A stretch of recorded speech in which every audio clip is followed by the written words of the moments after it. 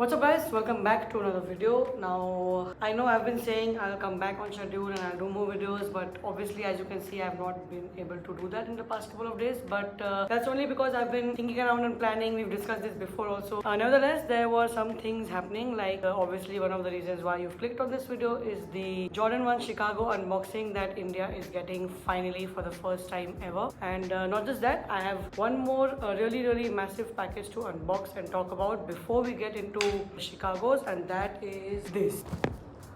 Alright, so before we unbox this massive package, let me quickly tell you what this is and what it is about. There's this brand called Billionaire Boys Club and Ice Cream. I'm sure a lot of you guys know about this brand since a long time. A long time because it's one of the first few brands that really picked up the trend and people really wore it a lot, and then they also had a couple of really nice collabs in the past with other brands. So anyways, that's about the brand. You can know more about it online. I'm sure most of you guys already know about it. Now what the news about it is that like you all know, we've spoken about Capsule a lot of times on this channel, and I've always been a supporter because that is basically India's first ever multi-streetwear brand store. They also have a physical store as well as an online store. So what's happened is that Capsule has been successful in bringing down Billionaire Boys Club and Ice Cream brand to India officially on retail. Now that's a big news because every time there's a new brand that understands India as a market and is happy to come and sell their products here, it's only one step towards progression for the culture in India. So without wasting any more time, let's first quickly unpack all the items I got. It has some really good stuff. It has denims, it has varsity jackets, it has hoodies, it has t-shirts. Let's unbox it.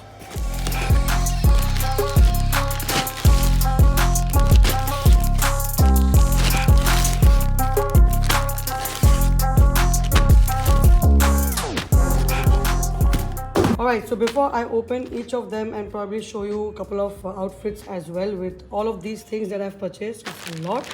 With all of these things that I've got, it's a lot of stuff. Let me very quickly tell you about the pricing. There are shirts, short sleeve shirts, which will go about 12 to 13,000 rupees. There are t-shirts, which are mostly going to be priced around 5,000 rupees, and if they're printed ones or some other material, could go up to like 8,000 bucks. Then you have hoodies, which are again 13 to 15,000 rupees, and then you have shorts and denims, which are about 12,000 to 22,000 rupees. Then we have the varsity jacket.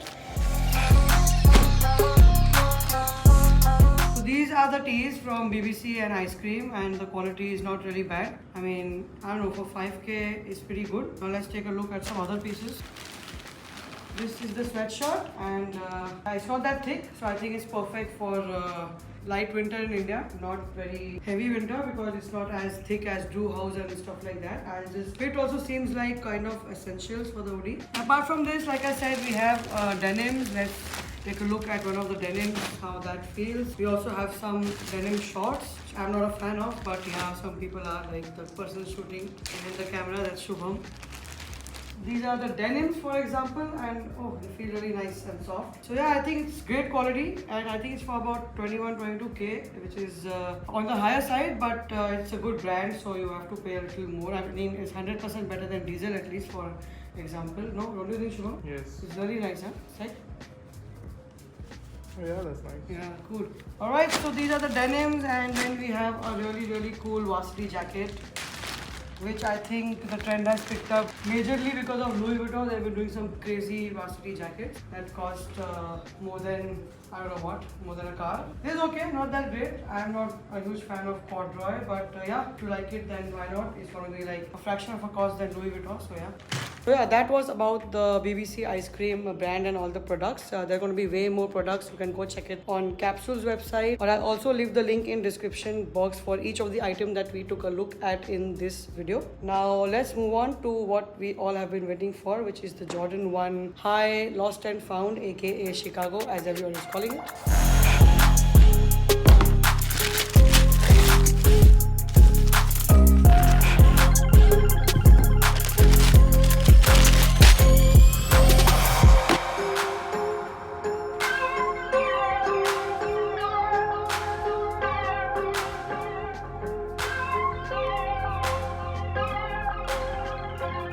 Alright, So let's start with the box first. As you can see, the box has a very aged look to it. That's because basically Nike's idea was that this particular sneaker was say stored away in the stock room or whatever it is, and it was recently discovered after decades, and which is why it also has a separate lid on top, because probably the guy who had it stored found some other lid from some other box and put it on this just to cover it up. So that's the whole effect on the box, hence there's so much of aging and older looking box. Now moving on, inside you have this really nice details with the buttery paper with the newspaper print on it, which is also really cool. And apart from this, we also get this really cool looking original invoice, handwritten one. That's how it used to be back in the day. So yeah, this is a really cool detail. Now moving on to the shoe. Now the shoe does not really have a lot of aging effect as against what the initial photos look like. The most noticeable difference, I mean, the aging is only on the black section, which is super cracked, and it really makes it look like a really old and aged pair.